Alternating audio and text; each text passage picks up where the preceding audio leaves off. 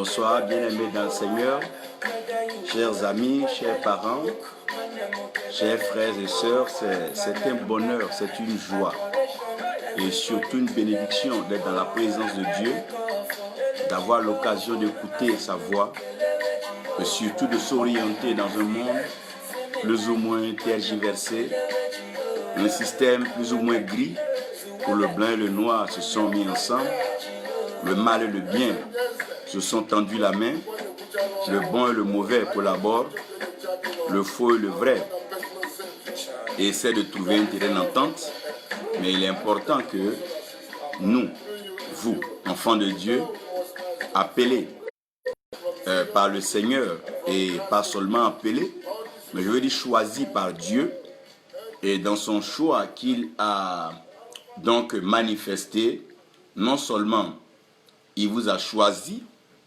et après vous avoir choisi, il vous a bien sûr prédestiné. Et quand il vous a prédestiné, il a pris la peine de vous adopter. Donc vous adopter comme ses propres enfants, afin que vous ne soyez pas étrangers, donc à la maison, au trésor, à l'héritage et à la gloire donc des derniers temps. Il a bien aussi voulu vous accepter. Donc quand on parle d'accepter, c'est là nous parlons de justifier. Vu les erreurs, les anomalies, les hérésies dans la vie de l'homme, il est difficile donc pour l'homme de pouvoir collaborer, marcher, vivre avec Dieu sans toutefois commettre des erreurs. Conan Félix Cramo, que Dieu te bénisse. Aristide J, que la grâce du Seigneur repose sur vous. J'ai eu juste l'occasion de regarder un peu une situation d'un pays après donc une crise. Après une crise, je veux dire militaire, après une guerre, vous voyez que tout le monde est un peu sous un choc, mais ce qui est présent, c'est que tout le monde a été habitué donc au crépitement des balles, tout le monde a été plus ou moins habitué aux armes. Donc à force d'être habitué aux armes, chacun a tendance à se sentir militaire, chacun a tendance à avoir une tenue militaire là, puisque c'était pendant une période difficile, et il est difficile de reconnaître donc les vrais militaires, donc reconnaître ceux qui ont une texture militaire, qui ont été formés, instruits, disciplinés selon les règles de l'armée, et ceux donc qui ont été donc ajoutés, associés, et qui sont dans l'armée, portant les tenues aussi comme des militaires, des gendarmes, aussi bien des policiers comme des marins, mais qui ne connaissent pas le métier, ils ne connaissent pas la déontologie donc du métier, ils ne connaissent pas l'éthique de ce métier. Ça fait que l'insécurité devient un problème complet et assez délicat dans ces nations. J'ai juste regardé un peu quand j'essaie de regarder la disparition des enfants, à la destruction, les pillages, les vols, les crimes, ça et là, je me suis dit bien, il y a quelque chose à faire dans le monde. Bien que je ne puisse que parler, prier, intercéder pour qu'il y ait un changement, je crois que ce que nous constatons dans le monde n'est que le reflet, n'est qu'une manifestation externe de ce qui est interne dans la maison et dans le service même de Dieu. C'est vrai qu'il y a eu un bain merveilleux, un bain fondamental, un bain intéressant du Saint-Esprit. Oui, il y a eu l'effusion, ça et là, le ministère a été vulgarisé, ça et là, dans les villages, les campements, les grandes villes et comme les grandes capitales, il y a eu vraiment ce vent du Saint-Esprit, comme le jour de la Pentecôte. Le Saint-Esprit s'est répandu conformément à la promesse de notre Seigneur qui a dit qu'il montait vers le Père et quand il serait allé, il demanderait alors qu'un autre consolateur nous soit accordé. Donc le Saint-Esprit arrive et il aura ce qu'on appelle l'effusion du Saint-Esprit sans limite et à une mesure inexplicable. Donc dans ce bain d'esprit, dans ce bain de parler en langue, dans ce bain de joie, après donc avoir passé cette tristesse du temps de la crucifixion et du retour du Seigneur vers notre Père, nous entrons dans un lieu, donc dans un temps de bain, un temps d'abondance, un temps de faveur. Les dons, ça et là, les dons sont donnés et les dons sont à portée de main. Tout le monde manifeste un don de guérison, de révélation, de vision. Il y a des voyants, il y a des oracles, il y a des bouches autorisées, il y a des gens qui sont pleins dans le miraculeux, qu'ils ne se font même plus expliquer le miracle, tellement ils en ont au quotidien. Cependant, la question qui nous revient et que nous devons nous poser, est-ce que tous sont au service de Dieu? Si tous sont au service de Dieu, sont-ils en train de servir Dieu comme Dieu leur demande? Ou bien servent-ils comme ils le pensent ou comme ils l'attendent? Ont-ils été instruits? Ont-ils été formés? Ont-ils été briefés sur l'urgence de la mission, ce qui est fondamental et ce qu'il faut pour le royaume? Quand je regarde, je pleure nos enfants, je pleure nos petits-enfants, comme Rachel pleurait donc ses enfants. Je suis en train de pleurer, pas parce qu'il y a des enlèvements d'enfants, mais je suis en train de pleurer pour nos frères, nos sœurs, nos enfants, qui sont cantonnés dans des maisons, des lieux, soi-disant des lieux de culte, soi-disant des lieux de service de Dieu, soi-disant des lieux du Saint-Esprit, alors que ces lieux n'ont rien à voir avec Dieu, rien à voir avec le service de Dieu, rien à voir avec la compréhension, la mentalité, la pensée, l'éthique prophétique et l'éthique du service de Dieu. Oui, c'est devenu dangereux aujourd'hui. On ne sait pas à quel sort se vouer. Il est important que nous arrivons à plonger plus loin notre regard pour aller discerner un peu les types de services. Oui, il est important de connaître les 12 types de serviteurs, les types de serviteurs et les types de services. Que Dieu te bénisse, Evelyn Kwako, prophète Karl Mathieu, que Dieu te bénisse. Il est important qu'aujourd'hui nous nous retournons, que nous réfléchissons. Sont tous des serviteurs de Dieu? Sont-ils tous au service de Dieu? Si oui, comment le font-ils? Il est important que nous interrogions pour nos enfants. Aujourd'hui, quand tu vas évangéliser, que tu gagnes une âme, ton cœur bat parce que tu viens de parler de ton Dieu à une âme. Est-ce que cette personne a l'occasion de rencontrer le Dieu dont tu lui as parlé une fois qu'elle rentrera dans une maison des hommes? Lorsqu'elle rentrera dans une maison où l'homme est à la tête, où l'homme est le chef, est-ce qu'elle pourra trouver la liberté, la faveur, la fraîcheur du Saint-Esprit? Parce que là où il y a l'Esprit, il y a la liberté. Et c'est une question, c'est une grande question. Où iront nos enfants? Où iront nos petits-enfants? Où prieront-ils? Auront-ils encore cette occasion de déguster la Bible et slalomer dans la révélation, plonger, se baigner, nageant, ça et là, dans la connaissance et dans la profondeur de la pensée, la parole de Dieu, cet amour si merveilleux de Dieu, incontestable, que nul ne peut changer, que nul ne peut faire disparaître. Et nous nous posons la question pour nos enfants et nos petits-enfants. Encore même si nous ne nous posons pas des questions pour nos mères, nos tantes et même certaines personnes ignorantes n'ayant pas la capacité de pouvoir lire la Bible, qui sont grugés, ils sont traînés comme des moutons, des brebis à l'abattoir chaque jour pour être escroqués, arnaqués, ça et là. Des personnes les emmènent à un lieu où ces personnes se retrouvent comme dépourvues de sens, envoûtées et dangereux. Oh, et ça passe. Et le service. J'ai pas de problème que les gens viennent à la conversion. Non, je n'en ai pas. Je suis heureux que les gens viennent en grand nombre à la conversion. Je suis d'accord que tous nous nous retrouvons pour prier et que nous interpellons frères, sœurs, que nous rappelons à chacun la marche que le Seigneur nous avait donnée. Que nous essayons de veiller les uns sur les autres pour avoir une marche merveilleuse. Je suis d'accord. Que les frères veillent sur les frères. Que les frères veillent sur les sœurs. Que les sœurs veillent sur les frères. Je suis d'accord. Qu'entre frères, on s'exhorte avec des cantiques spirituels. Que nous intercédons l'un pour l'autre. Oui, je suis d'accord. Pour ça, il n'y a pas de problème, mon frère Charles Koudou. Si c'est cela, je suis d'accord. Que nous prions les uns pour les autres. Que nous intercédons. Que toi et moi, nous asseyons pour partager l'évangile. En ouvrant quelque part un livre, soit Ésaïe, Corinthiens ou bien sûr Éphésiens. Peu importe, mais pourvu que nous arrivons à partager à notre niveau. Mais lorsqu'il s'agit du service de Dieu, quand on parle de service, ça veut dire alors qu'il y a formation, il y a donc aussi recyclage. Parce que le service n'est pas seulement ce que tu as connu hier, le service évolue avec son temps. C'est alors qu'il est important, oui, il est important de discerner ici et de détecter, de savoir qui est serviteur de Dieu, qui est au service de Dieu, celui qui est au service de Dieu, comment le reconnaître, comment reconnaître le vrai serviteur de Dieu dans un temps assez bizarre, un temps assez trompeur, un temps où les promesses fallacieuses, les prophéties, ça et là, les paroles pêle-mêle ne font que fusionner, oh mon Dieu, les quatre murs. Et les hommes entendent toujours toutes ces paroles. Mais aujourd'hui, j'aimerais par la grâce de Dieu vous aider à donc trouver les 12 types de serviteurs. Et je pense que j'aurai l'occasion de prendre chaque type et traiter pour que vous puissiez les reconnaître, voir donc leur motivation, vous allez voir leur mérite, comment ils travaillent, ou bien leur démérite si vous voulez bien. Et après, vous allez voir qu'est-ce qui est la vraie erreur dedans, avant qu'on ouvre une porte de sortie. Donc le but de ce message n'est pas pour condamner quelqu'un, et ce but de ce message n'est pas pour donc mettre en mal un serviteur de Dieu, mais pour qu'ensemble, que celui qui s'est trompé dans le service se revoie, que celui qui veut bien ordonner le message puisse se revoir. Nous bénissons donc le prophète Nathan, que Dieu bénisse Bishop Nathan qui est avec nous. Vous devez comprendre que le service de Dieu, c'est que lorsque le Seigneur est avec eux, il les envoie de deux, il les envoie rendre témoignage. Et en fonction des lieux dans lesquels ils arrivaient, des miracles se produisaient et il y avait des conversions. Maintenant que le Seigneur est parti, Thierry Kofi, que Dieu te bénisse, le Seigneur est parti, nous sommes avec le Saint-Esprit. Donc quand il s'agit du Saint-Esprit, tout est une question d'être conduit. Donc celui qui n'est pas conduit par l'Esprit n'est pas d'abord dans le service. Il se conduit lui-même, il s'entraîne lui-même et il fait ce qui lui plaît.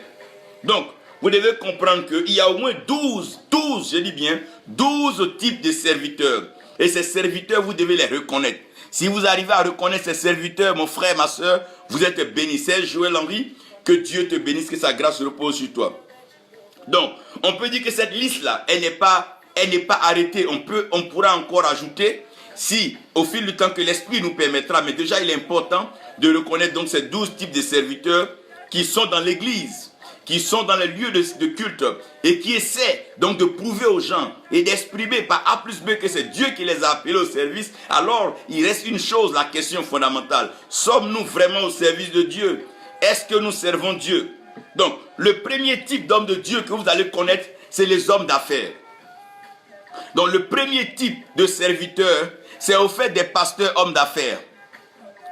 Que Dieu bénisse donc Noël Kwasi qui nous suit, que la grâce de Dieu repose sur toi. Donc les hommes d'affaires, ces hommes d'affaires, vous allez bien sûr remarquer que ils traitent l'église comme une entreprise et ils traitent l'église comme un business. Ils sont portés vers des intérêts, des gains. Ils prennent l'église comme une affaire d'argent. Ils prennent l'église comme une affaire d'entreprise. Et c'est vrai, ils se basent sur des chapitres, ils se basent sur des passages que j'aurai donc à mentionner lorsque je serai en train de développer. Donc après les pasteurs hommes d'affaires, nous arrivons donc à un deuxième type de serviteurs de Dieu qui sont des pasteurs tendance, des pasteurs branchés, qui pensent que être à la mode, c'est donc être serviteur de Dieu. Se mettre dans les dernières sapes, les dernières marques, donc se plaquer pour présenter aux gens, pensent que c'est une façon de servir Dieu. C'est vrai que ça peut attirer ses regards, c'est beau, mais ça n'a rien à voir avec le service de Dieu. On appelle ça des pasteurs branchés, des gens qui sont comme dans un mode de funky, qui sont dans une mouvance, une mode, un peu comme la tendance.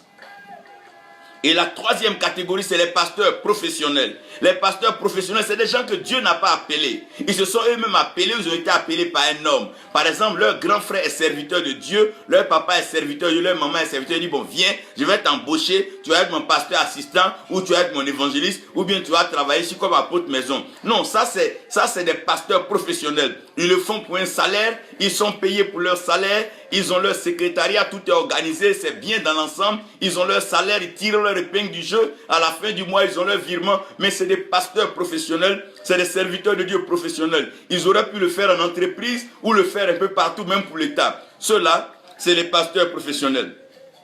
La quatrième famille, c'est les pasteurs d'hier.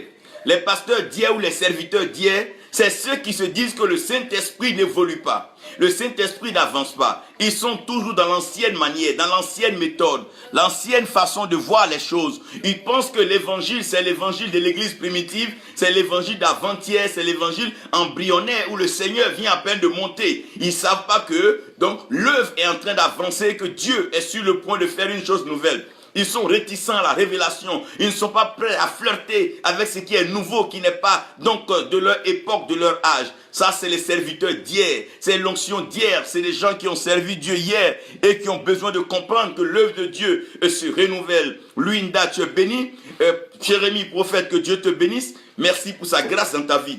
Donc après la dimension des pasteurs d'hier, c'est des pasteurs jaloux, des pasteurs aigris, qui ne veulent pas s'adapter à l'évolution, à la mouvance du Saint-Esprit, n'aiment pas laisser la nouvelle crème avancer et on ramène ça sur une affaire d'ancienne paternité. Non, cette œuvre de Dieu est une œuvre œuvre de renouveau. C'est pour ça qu'on naît de nouveau, on n'est pas d'ancien. Faites attention, nous devons tous naître de nouveau.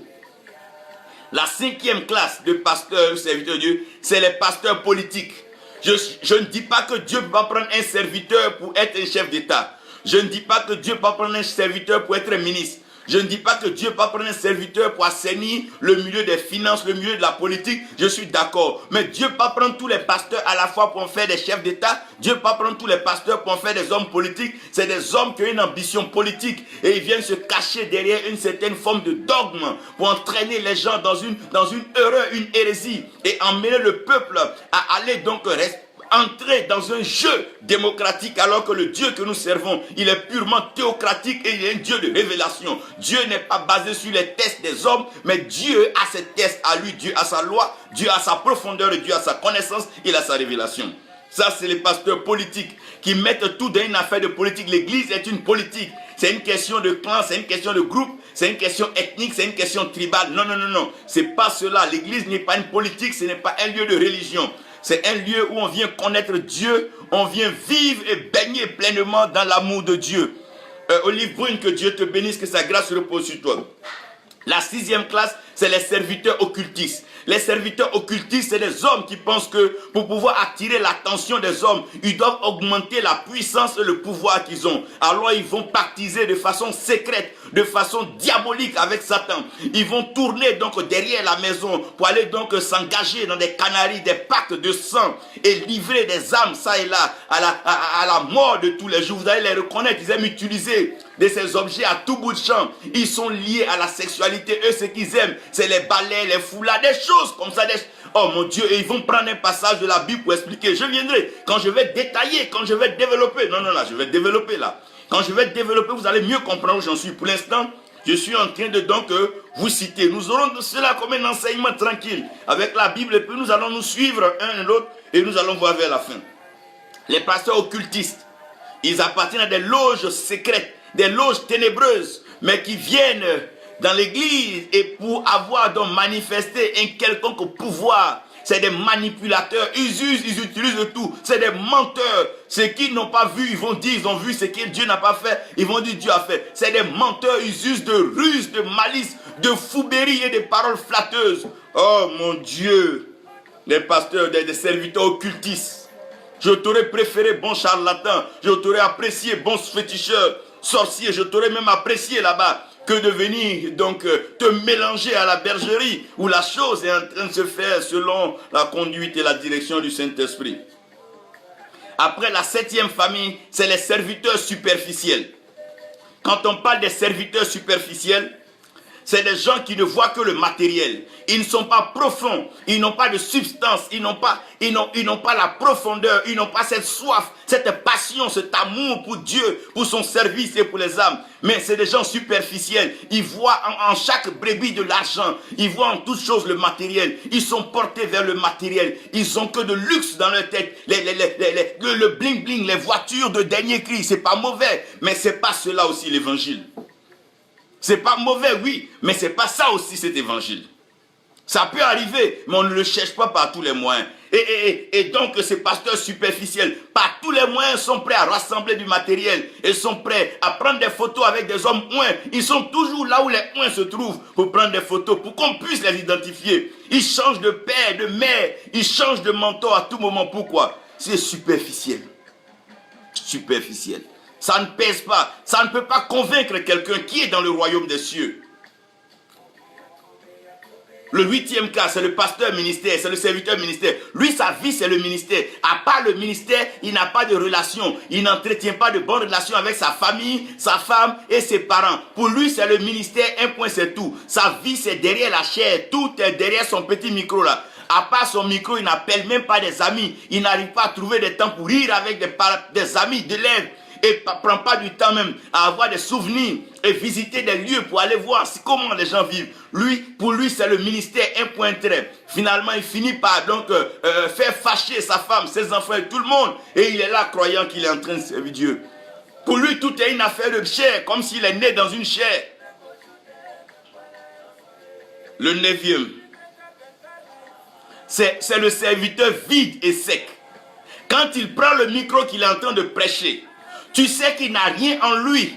Il n'a rien en lui, il ne dégage ni rien. Il n'a ni pluie, il n'a ni feu, il n'a ni vent, il n'a ni eau, il n'a ni terre. Aucun des éléments ne se manifeste au travers de sa prédication. Ce n'est qu'une conférence qu'il donne. Il parle, il lit, mais ça ne touche pas de vie. Malheureusement, comme lui-même il est vide et sec, ceux qui restent dans ces lieux-là finissent vides, secs. Et ils finissent opprimés, dépressés. Ils ne savent plus où aller. Ils disent, ça me fait 15 ans que je suis dans une église. Mais comment tu peux rester dans un lieu où les choses ne bougent pas, où tu n'entends pas Dieu, tu ne vois pas Dieu? Ça, c'est les serviteurs vides et secs. Ils sont vides et ils sont secs. Donne-leur une activité de Dieu, ça va sécher. Donne-leur une vie, la vie va sécher. Quand tu t'approches de ta vie sèche, tes activités sèchent, tout sèche. Ils sont comme des transporteurs de désert. Le 10e, c'est les serviteurs blessés, c'est les serviteurs frustrés, qui pensent que comme ils n'ont pas terminé leurs études, ils n'ont pas réussi dans la vie, ou bien par exemple, leur femme leur a tourné le dos, ils veulent rendre ça à tout le monde, ils veulent maltraiter, malmener, ils veulent mener la vie dure aux autres, ils ont une certaine haine, une certaine jalousie envers tout le monde, comme si quelqu'un leur a fait quelque chose. Ils sont blessés, on dit d'accord tu es blessé, mais viens qu'on te guérisse, libère-toi de ton passé. Mais tu ne prendras pas ta blessure pour contaminer tout le monde. Tu ne montreras pas ta plaie, ta cicatrice à tout le monde. Tout le monde n'a pas besoin de ça. Qu'on t'ait renvoyé, qu'on t'ait chassé. Combien de temps Joseph a pu parler à ses frères? Il dit, vous l'avez fait pour mon mal, mais Dieu l'a transformé en bien. Après ça, Joseph a travaillé avec ses frères. Il a oublié cela. Des blessés, des complexés. Et des frustrés. Qui pour eux tout est diable, tout est Satan, tout est mal. Parce que leur cœur n'a pas goûté à l'amour de Dieu. Ils n'ont pas connu cette circoncision du cœur, cette lumière dans le cœur qui jaillit. Ils n'ont pas connu ça, Guito Honoré. Ils n'ont pas connu ça, Tom Locke. Ils n'ont pas connu ça. Ils n'ont pas connu ça. Le 11e type, c'est les pasteurs technologiques. Ils préfèrent, même quand ils peuvent avoir accès à leur assemblée, ils veulent se mettre dans un pays, faire une conférence en vidéo, qu'on dise que non, c'est vrai que la technologie nous aide pour atteindre là où on ne peut pas être, mais là où nous sommes quand même, frère, alors là, il faut qu'on s'y mette. Parce que c'est vrai que le message au travers des ondes, le message au travers de la télévision, de la radio, transporte une grâce. Mais il y a un contact, il y a une présence, il y a cette chaleur, cette sueur, cette communion, oh my God, qui fait la différence quelque part. Mais ce n'est pas mauvais d'utiliser aussi la technologie pour faire avancer l'œuvre de Dieu. Mais de grâce, il ne faut pas que le pasteur, le serviteur devienne technologique. Toute l'église est une techno, l'œuvre est une techno, tout est une techno. À un moment, il faut qu'on reprenne nos Bibles, amen, pour les lire, on ne sait jamais. On ne sait jamais, là, les textes sont tapés par des gens, on ne sait jamais. Le 12e et le dernier, c'est le serviteur humble et croissant. Le serviteur humble et croissant. Il sait qu'il n'est pas parfait, oui. Mais il sait qu'il est en Christ. Il sait qu'il n'a pas encore tout compris. Mais il sait que Christ est en lui. Il grandit progressivement dans l'humilité. Il sait reconnaître les aînés. Il sait reconnaître les pères. Il sait reconnaître les frères. Il sait s'asseoir, participer à des conférences, se cultiver.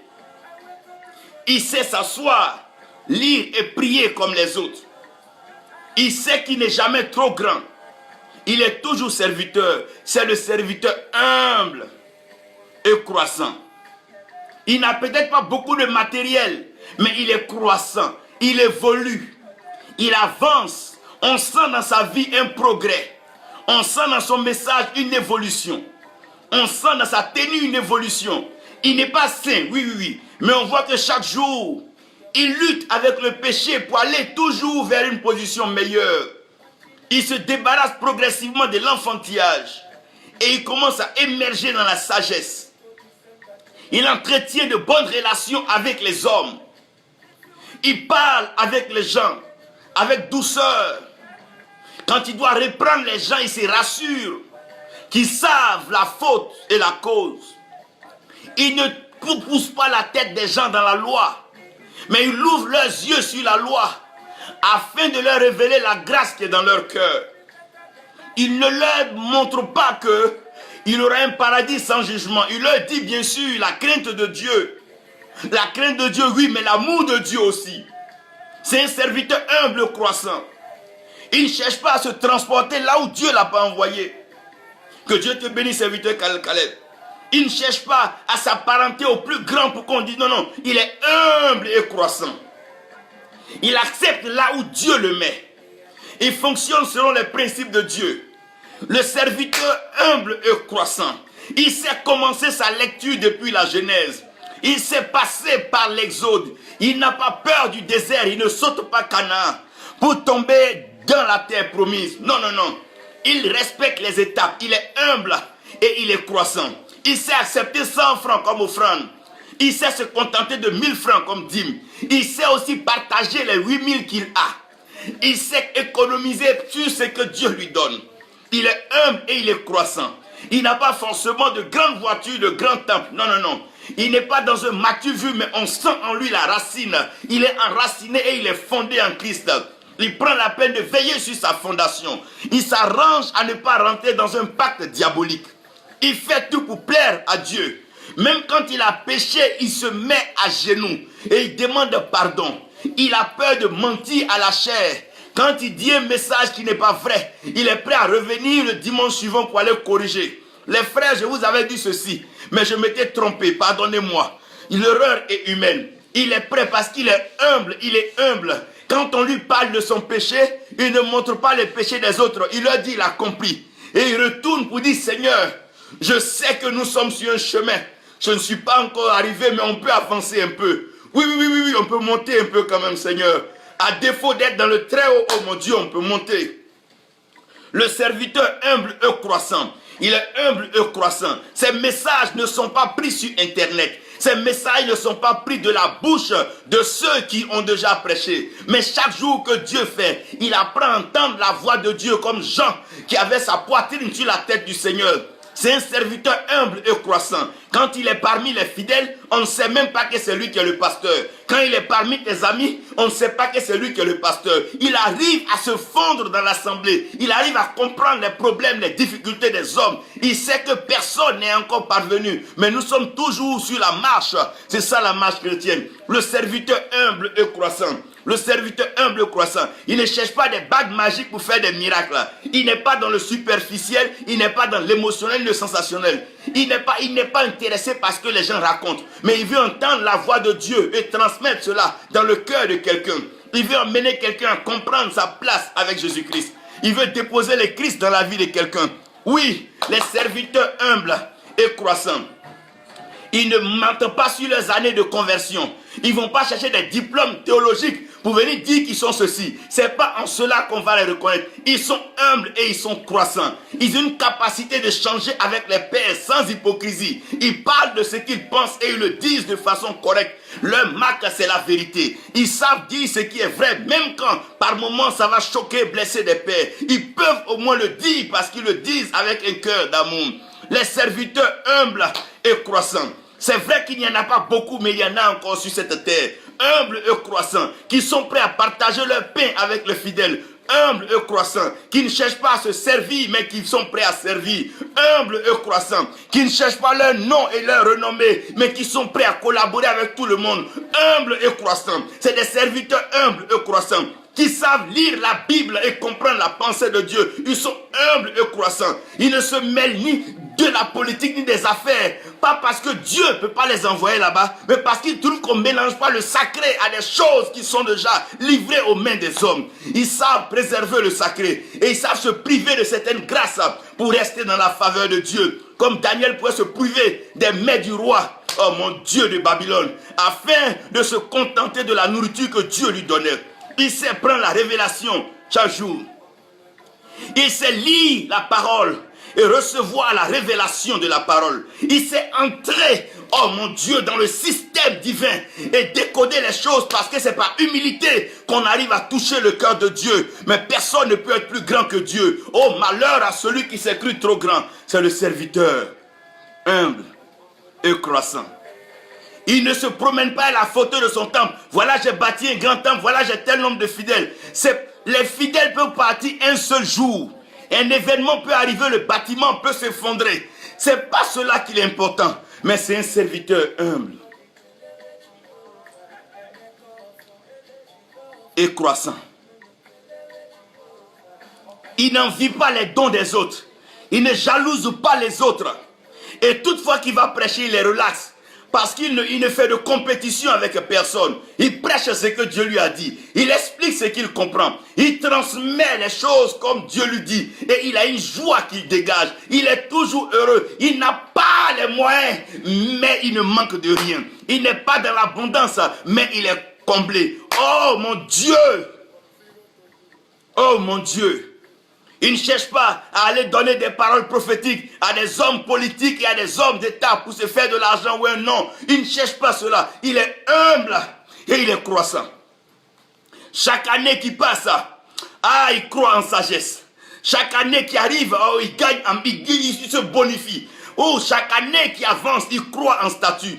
Et ses messages deviennent de plus en plus réels. Quand il parle, ça se vit. Oh mon Dieu, ces messages touchent les cœurs. Ces messages arrivent à peindre les cœurs. Oui, c'est le serviteur humble et croissant.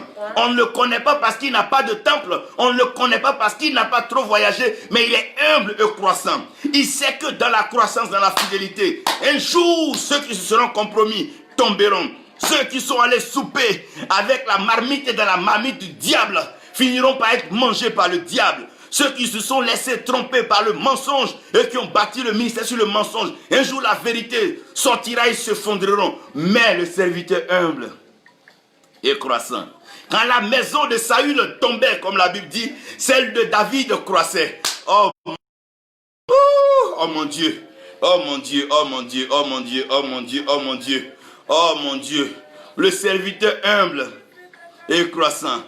Begré Gérard, que Dieu te bénisse, mon révérend. Serviteur humble et croissant. Dieu a besoin des gens humbles et croissants. Non, non, non. Nous en avons vu un peu de trop. Des pasteurs qui sont hommes d'affaires. Non, non, non. Des pasteurs qui sont dans la tendance branchée, funky. Non, non, non. Et tout ça, là, ça se limite à quoi? Attirer les gens, attirer les femmes et tout et tout. Et nous connaissons la suite. Elle ne se fait pas prophétiser. Alors que le serviteur humble et croissant, il sait que le péché est là. Mais il sait aussi que Dieu le maintient. Il sait que ce n'est pas sa force. Donc, il n'accuse pas, il ne brandit pas devant les autres qui sont pécheurs. Mais il marche, il veille sur... Ah, mon Dieu, il veille sur ses pas. Oui. Pendant ce temps, il y en a qui sont professionnels. L'église est devenue comme une entreprise. Ils ont leur salaire par mois. S'ils sont les prêchés ou pas, on les paye par mois. Eux, ça va. Ils n'ont pas... Mais écoutez-moi bien. Ce n'est pas parce qu'un homme est sous la pression qu'il n'est pas de Dieu. Au contraire, quand Dieu t'appelle, c'est par la pression que Dieu t'appelle. S'il n'y avait pas la pression de la croix sur le Seigneur Jésus-Christ, croyez-vous que sa sueur sera devenue donc de grumeaux de sang? C'est la pression. Tout ce que Dieu a appelé avait une pression. David avait la pression de Goliath. Daniel avait la pression du système babylonien. Oui. Gédéon avec la pression, oui, il avait la pression bien sûr des Philistins, tous les Madianites, ils avaient tous là, il avait cette pression. Humble, mais croissant. Les enfants de Dieu savent croître dans la pression, comme l'aigle qui choisit le temps de la tempête pour pointer, se positionner, étendre ses ailes, oh mon Dieu. Le serviteur humble et croissant. Donc pendant ces jours, je parlerai de chaque type de serviteur de Dieu. Mais permettez-moi là de vous dire ceci. Permettez-moi de vous lire ceci. À partir de cette description de pasteur, vous pouvez voir que seul un type est vraiment humble et croissant. C'est vraiment le serviteur humble et croissant. Joseph n'est jamais allé en Égypte pour faire la politique. C'est Dieu qui a voulu qu'il puisse expliquer un rêve à Pharaon et que Pharaon trouve bien de le maintenir à cette position. Quand Dieu veut te lever, laisse Dieu te lever. Ne te lève pas avant que Dieu n'arrive. De peur que tu sois détruit par tes ambitions et tes passions. De peur que tu perdes de vue la parole de Dieu. Comment vous pouvez comprendre qu'aujourd'hui, tout le monde veut laisser la Bible faire des affaires? Mais si tout le monde laisse la Bible faire des affaires, est-ce que les affaires prêchent? Revenons à cela. Jusqu'aujourd'hui, des serviteurs occultistes mettent des bagues, des canaris dans des églises pour envoyer la foule. L'occultisme, la magie, la sorcellerie, prendre des balais, des oignons, des ails dans l'église. Mais ça sert à quoi tout ça? Frère, il faut le serviteur humble et croissant pour conduire l'église de Jésus-Christ. Pour conduire nos enfants, pour conduire nos frères, nos soeurs, nos mères. Oui. Dans une croissance durable et une connaissance de l'éternel. Une révélation profonde de sa pensée. Il faut ces serviteurs humbles et croissants. C'est la raison pour laquelle la majorité des églises finissent par disparaître. Elles finissent par sécher et mourir. Parce que quand tu as un pasteur ou un leader qui a dans la tête que la politique, ou tu as un leader qui a dans la tête que les miracles, les puissances, en train de flirter avec la magie, la sorcellerie de jour et nuit, et une telle personne, qu'est-ce qu'elle peut bien t'apporter? Elle n'est pas capable de t'ouvrir sa bouche et te transmettre l'eau fraîche et la révélation, l'oracle de Dieu. Et mentir aux leaders, mentir aux hommes, mentir aux grands hommes juste pour l'argent, détruire des nations, détruire des chefs, faire perdre des présidents, faire perdre des hommes. À cause de quoi? Le mensonge. Frère, l'église aujourd'hui est en train de mourir, elle est stagnante. Et il y a la manipulation. La manipulation dans l'église, ça manipule les mariages, ça manipule les alliances, ça fait des coups bas dans l'église, ça se trahit, se torpille, ça se critique. Jusqu'à des pasteurs prennent photo de d'autres pasteurs pour les trahir, pour ne pas qu'on les accepte dans certaines plateformes pour prêcher. Quand on demande est-ce que l'autre est un homme de Dieu, ah moi je ne connais pas sa vie, mon cher, regardez bien son côté là. Chacun est obligé de... Ah attention, la manipulation. Et elle devient charnelle et elle meurt chaque jour. L'église se meurt chaque matin. Pendant que ça crie réveil d'un côté, mais regardez, ça meurt bien. La mort même vient se servir dans l'église. Elle vient même s'asseoir et elle se sert mieux qu'au village. Où nous pensons qu'il y avait les sorciers, alors là, ils ne meurent pas au village. Hein, mais tous les corps viennent de la ville vers le village. Frère, nous devons méditer. Parce que l'église est devenue charnelle. Et les pasteurs n'ont plus l'amour de la Bible. Ils aiment les feuilles, mais pas les feuilles de la Bible. Ils veulent les feuilles d'argent, ils veulent l'argent. Les hommes préfèrent servir pour l'argent plutôt que servir pour entendre Dieu dire, bon et fidèle serviteur, rentre dans ma... Oh my God. Ils veulent une rémunération sur place. Quand on les invite à prêcher, il faut qu'on dégage déjà la marge, le cachet, c'est qu'on va leur donner. Si cela n'est pas dégagé pour eux, c'est que ce n'est pas Dieu. Frère, évitons de gaspiller de gros budgets pour déplacer des satanistes, des féticheurs et des sorciers. Il y a trop de personnes qui en ont besoin. Avec ces types, qui pourra encadrer nos enfants? Les 12 types de serviteurs. Quand tu as un pasteur qui lui-même, il est un homme d'affaires, si ses affaires sont en train de couler, à quel moment va te prêcher la Bible? Maintenant, où êtes-vous? Sachez que quel que soit le type de pasteur, il y a toujours une porte de sortie. Vous allez voir que dans mes prédications, il y aura une partie où on fait la repentance. Comment un tel pasteur peut sortir? Si un pasteur occultiste veut revenir à Christ, comment il peut revenir?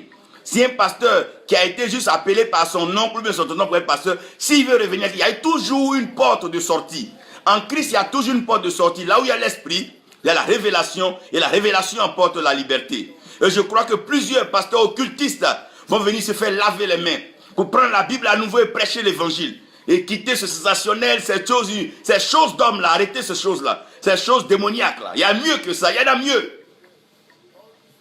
Aujourd'hui, oui, Olive Brune, chacun peut se repentir. Oui, Mathé, chacun peut se repentir. Il est possible que chacun sorte pour revenir un serviteur humble croissant.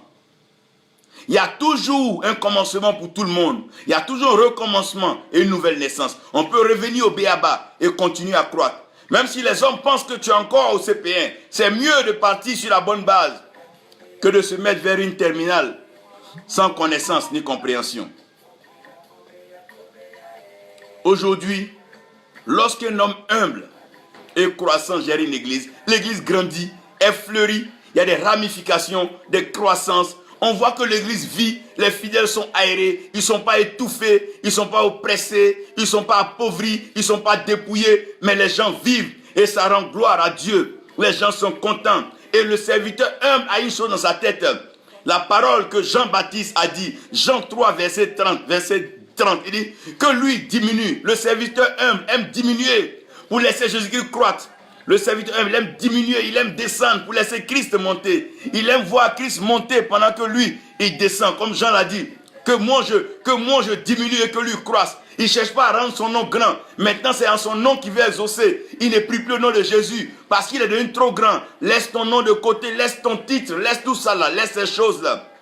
Que nous décroissons, que nous diminuions, que Christ croisse. N'oubliez pas cela, le serviteur humble croissant, c'est sa pensée. Que moi je diminue, que Jésus-Christ croisse. Même s'il a bâti une église de 40 000 fidèles, que Dieu envoie un de ses oins, que Dieu dit, c'est une autorité élevée, que je diminue devant cette assemblée, que lui il prenne le devant et que Dieu puisse accomplir de grandes choses. C'est de ça qu'il est question. Matthieu 17, verset 5. Voilà quelques versets pour vous, que vous puissiez les lire. Tandis qu'il parlait encore, voici un nuage brillant les éclipsa. Et voici une voix venant du nuage qui dit, voici mon fils bien-aimé en qui je me réjouis. Écoutez-le. Dieu doit pouvoir se réjouir en nous et Dieu doit mandater des gens à nous écouter. Dieu doit choisir des gens pour nous écouter. On n'a pas besoin de faire de grosses publicités. Le jour où Dieu voudra que les gens t'écoutent, à l'heure que tu seras, Dieu mettra ceux qui doivent t'écouter à t'écouter. Parce que Dieu a besoin des serviteurs humbles et croissants. Docteur Yao Roger, Dieu veut des serviteurs humbles et croissants. Hervé Obonné, Dieu veut des serviteurs humbles et croissants. Il veut des serviteurs humbles et croissants. Il veut des serviteurs humbles et croissants. Après avoir donc déballé cela, j'aurai l'occasion de vous prendre chaque type après chaque type pendant 12 séances. Et vous allez suivre, vous allez aimer.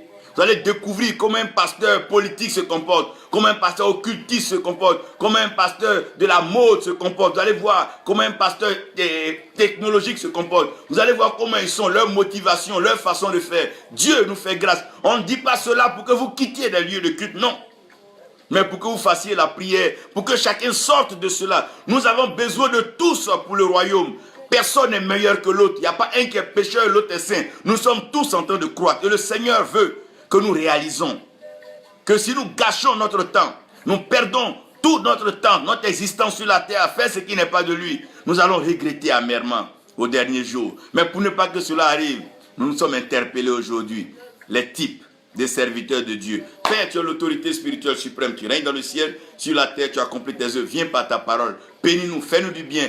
Inspire-nous et donne-nous la révélation chaque jour afin que nous puissions la partager, donner à tes enfants comme tu l'as bien voulu. Fais-le comme tu l'as toujours fait et aide-nous. Pour ceux qui ne sont pas dans le vrai modèle, donne-nous la force de pouvoir nous conditionner, nous remettre dans le vrai modèle pour que toute la gloire te revienne. Car toi seul est digne d'être adoré, d'être loué, d'être célébré. Merci pour ta fidélité. Au nom de Jésus. Amen. Que Dieu vous bénisse.